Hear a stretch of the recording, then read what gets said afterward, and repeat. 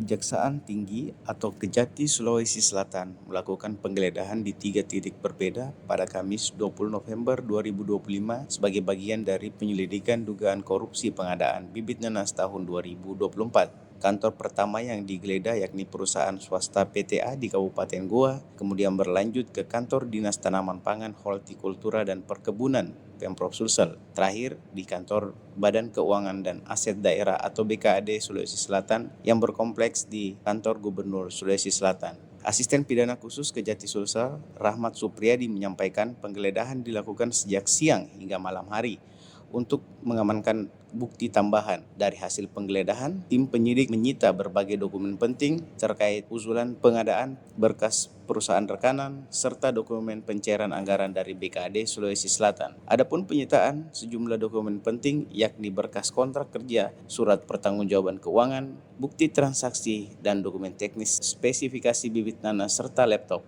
Pada hari ini, dari siang sampai sore ini, kami melakukan penggeledahan untuk mendapatkan bukti-bukti tambahan kami terkait dugaan tindak pidana korupsi pada pengadaan bibit nanas tahun 2024. Pada hari ini, tadi siang kita melakukan penggeledahan di perusahaan pengadaan, selanjutnya di Dinas Tanaman Pangan dan Hortikultura, dan terakhir di BPKAD Provinsi Sulsel. Laporan dugaan korupsi ini masuk pada Oktober 2025 dan Kejati menegaskan langkah cepat diperlukan untuk mempercepat penanganan perkara. Penyidik masih terus mengembangkan kasus ini dan membuka kemungkinan pemanggilan saksi tambahan sesuai kebutuhan pemeriksaan.